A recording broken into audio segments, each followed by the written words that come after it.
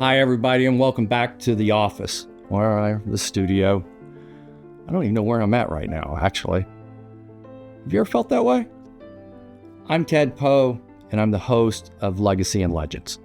And today we have something that's going to be a little different. We're going to have a discussion with somebody that I have a lot of respect for. He is a family person. He is a United States Air Force veteran of 30 years.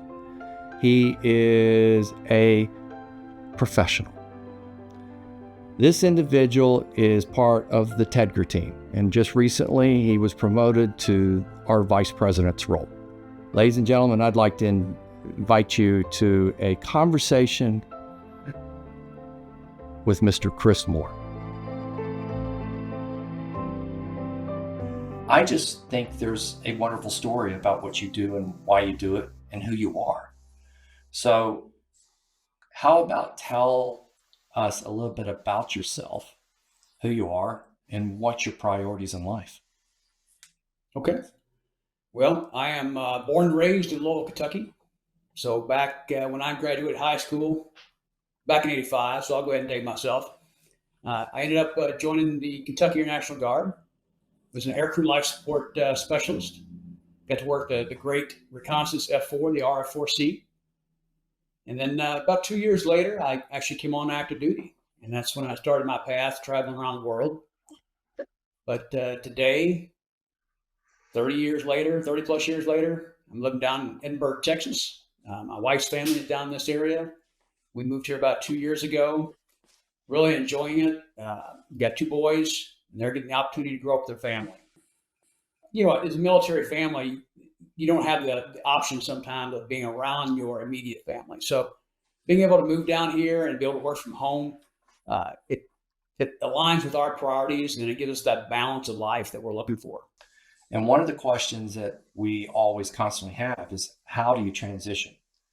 And how do you accept coming in from a military, strict, institutionalized kind of process into a civilian organization? And though most of us are military in our organization or prior military, there's still a transition. So how do you do that? How did you do that? The hard way, right?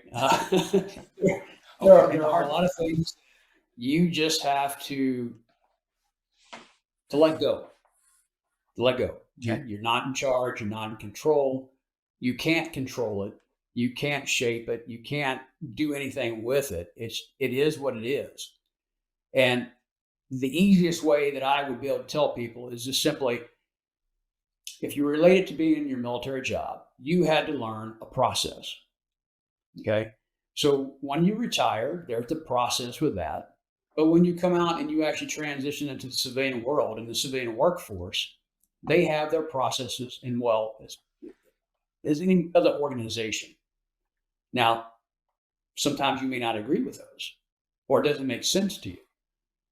But it's doing that research to have a better understanding and just taking a step back, taking a deep breath, and realizing that you just have to learn and readjust on how you approach things. Demanding does not work. Going in and trying to throw your weight around does not work. You're going to have to make those adjustments and realize that you're just like any other Joe Blow out there. Yep. So suck it up, learn the process. That's the best piece of advice I can give you, is learn how that organization or that business operates. What did you think? What were your impressions or your first thoughts of coming on board as a consultant compared to what reality is? Can you give us a little bit about what that is? Sure. So let me back up a little bit, right? So the part of that is, as a master sergeant out in the field level, at a base level, and you're wondering, well, why can't I get this? Why can't I buy that? What's the problem? Hey, I told you what I need. Why can't you make it? Right? So eventually maybe you'll make it up to the headquarters staff. So now you're at the headquarters staff, you get a peek behind the curtain. And you start seeing, oh, okay, well, now I know why I can't do that. Or now I know why they implemented that or why they did that. those little changes, those little tweaks. Then as you retire and you come on as a consultant, you still have some of the same thoughts. Why not? Why can't you do it? Well, there's a big misconception out there that industry has all this money to do research and development, R&D. They're not out there just making things willy-nilly to make a product, right? There has to be a bottom line. There has to be a return on investment. And, oh, by the way, what else are they short on besides dollars? Engineering support. You have to have someone with the pedigree to sit down and design this, especially when you're talking about life-saving systems. You can't just go out and throw a couple of parts and widgets together to make a product. And I think that was the biggest thing for me, is just realizing that our equipment is here because there is a strong process in place that has to be followed to make it airworthy and to make it safe. Seeing those type of things, it just really helped with the transition and a better understanding, and knowing that when we go out and we talk to people and having that insight and that ability to communicate that and convey that information, I think it's very helpful, and it's very important for people to hear. You know, you mentioned the word safe, and I'm going to transition into something that, you know, I'm very passionate about and been part of, is the SAFE Association, and you're a member as well. And you know, back in October we had our 61st symposium, and we had our first booth there, and we were a sponsor for the organization there, and we were able to really kick off these interviews that had already been aired, but also the next, I think we've got another 20 in the can right now of interviews that we took place there, and it was the start of Legacies and Legends. SAFE brings a lot of people together. And with that, the question I have for you is, what's the meaning of SAFE to you? Or what is the meaning of SAFE to our organization as Tedgar? Okay. Well, quite honestly, SAFE has evolved over the years. And the meaning of SAFE and what it provides has also changed. So back in the day, when we had what we call the worldwide review, it was a combination of your blue seaters getting together along with industry partners. And quite honestly, the concern for the blue suiters was, what's the chief got to say, and what's being served, and what kind of freebies can I get? What kind of swag can I get, right?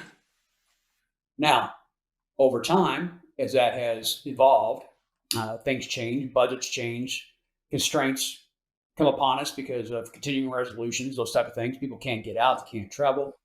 SAFE has evolved, and that has changed to more of a focus on the industry, and also what those industry partners can do, not only just for the military, but how can they collaborate? How can they get a product and get it out there?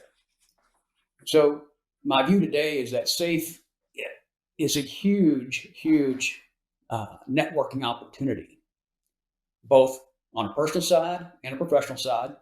It brings it all together in one location. And having that opportunity to get together and talk and discuss things is always beneficial. And it's the part that I look forward to the most. So if there's a young senior NCO, we're old farts now, but you know, it's one of those things. So when a young senior NCO or a young troop is looking at, or a young NCO out there, what would you say about relationships? What would you ask them to consider or to look at and strive to improve based on the one word, relationships? Well, you know, relationships make the world go round, because without them, nothing gets done. Yep. So you've got to kind of step out of your bubble into maybe a place that you're not comfortable with, and go up and have a conversation with somebody. Doesn't matter what that conversation is about, but go interact with people, have the conversations. You never know what you're going to learn. You never know what you're going to hear, right? It's very similar to what I would tell people at headquarters. You know, you're walking down the hall and you ask somebody just in passing, hey, how are you doing? Yeah. If you're going to ask the question, you have to be prepared for the answer, because that could either be a simple response back of, good morning, and off they go. Or you might have some terrible news that you're going to receive from that person because you just don't know. But you have to go out, you have to have the relationship, you have to talk to people and find out what's going on in the world, what's going on in the industry, right? They're anxious to hear from you. They want to hear from you. They want to hear your thoughts. That does not mean that they're going to take your information and immediately go into production and build it, right? So let's get over that misconception, right? There are contractual things that are in place, so it's just not going to happen. Majority of the time, those young NCOs, they don't have the authority to make the purchase in the first place. So it's just about having that conversation. Want to know how things are going for you and how they can make things better for you. How can they make things better for your air crew or your pilots? They need the feedback, because without the feedback, what do we have left? Yep, absolutely nothing. So, our career path, both of us started in aircrew life support. Then we went to aircrew flight equipment. This past year, we celebrated our 70th anniversary for that career path, that career field within the United States Air Force, along with our survival folks and the rescue side of the house. 70 years has changed a lot. There's a lot of things that have changed since you first walked in the door as a young airman to today. What exciting things are you seeing today that you'd like to have those folks that can't see all the equipment that we do all the time? What would you like to have them understand and know about the new stuff that's coming around the corner? Material advancements, right? Trying to reduce the thermal burden on a pilot or an aircrew member, and how they're manufactured in that whole process. The new materials that are coming out, lighter, stronger, can change the shape of how a device looks. It's still a life-saving device, but that information on the tablet, the technological advancements, materials, those are the things that I would like to people to know. It's not just the same 7 mandatory components in the survival kit. Yep. Right? Those items are still there. They're still available. But there are newer things out in the marketplace that will surpass the legacy items. Yeah. So, there's always a point in everybody's career that there's an event or something or a person that takes hold of them and really defies and helps them understand what they want to do next. Sometimes it could be an event, sometimes it could be that person, like I said, but it's that item around your 3rd, 4th, 5th year in the military, and you go, wow, I want to do that, or I want to succeed, I want to make chief, or I want to make whatever. What was that moment for you? A couple of moments, actually. Okay. So, being in the career field, my first duty station was Plattsburgh, New York. Plattsburgh Air Force Base, upstate New York. And I remember as an A1C being there probably about a year, 2 years, we had an FB-111 with an injection. And that took place over in Vermont. Yep. So seeing that process for an aircraft mishap take place, and then talking to the crew members when they came back, and then seeing the capsule when it came back and that whole story behind it, that really kind of solidified for me that what I was doing was important, right? Because those 2 crew members got to come home that day. Later on, a couple other mishaps. We had an F-117 at Holloman Air Force Base. Ended up taking the barrier. Again, being part of that process, seeing the pilot survive, to walk away from that. Another issue was in Korea, F-16. Now, the story here, I'm a brand new master sergeant in Korea. I had a night shift. Guys went out and did some line work. I came in next morning, started checking some records. I wasn't comfortable with what I saw. So went over, got survival equipment at the time, had the chute removed, had them double check it, put it back in place. But that caused a sortie to get canceled. The very next week, we had a F-16, we had a gentleman punch out on takeoff, ingesting a duck in the engine. And I think he got one swing in the canopy before he hit the runway. But he lived. He's alive today. So those are the types of events that have really stuck with me and have just reinforced that the job that I do is important, not only to me, but for all the pilots, all the aircrew members that are out there. What we do in the career field is extremely important. And having someone come home at the end of the day versus not coming home can make a huge impact across the board for everyone. Yeah, totally agree. You know, I want to put that in perspective of so you go through that, you meet those challenges, you're part of it, then you retire, then you join, us and we continue doing it. Do you still feel that way today in doing what you do? I do, even more so, simply because we now have the opportunity not to get in front of anyone, try to change anything, but we are that interaction between industry and the Department of Defense prior to some of these items and products being made, right? We have the opportunity to influence them or shape them, if you will, to ensure that what's going to be made is going to help the organization it's going to go to, the end user, whether that's the pilot, the aircrew member, or if it's AFE itself. Whether that's helping design a harness, a test set. The folks that are out there today in industry that are making these, you have to remember, they're young folks coming out of college a lot of times. They're coming out, they don't have that experience, they don't have that background in, well, how big should this test set be? We want to put everything into it, right? We want the whole chuck wagon right here so that it can go out and do its job. When in reality, what's needed is just a small box with one or two buttons, something that's not so overwhelmingly hard to understand with a bunch of buttons and LED lights and flickering here and there. It's not helpful, especially when you need it to either it's a go or no go. Yep. I completely agree.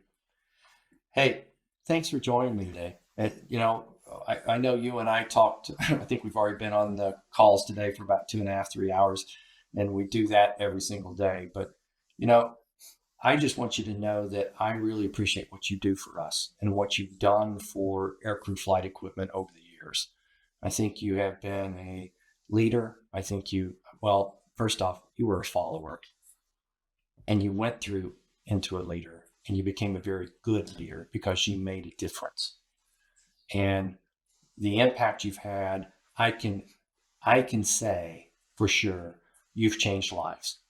And I just want to tell you, I appreciate that. I appreciate what you do for me and Tedgar and Maldif over here in the UK and the POCOM network and the guys behind the scenes and the front of the scenes. You make a difference every day. And I really greatly appreciate that. And I'm so damn happy to have you as the vice president and have part of the family. And I just want to say thank you. Well, I appreciate it, Ted. And more importantly, I appreciate the trust that you've given to me and that loyalty of friendship is there, but we know it's a business. Yes, and we're moving forward. So thank you for allowing me to be part of your world. It's a big world. And, as I will ask you, and I've asked you many times, what are we doing tonight, Brain?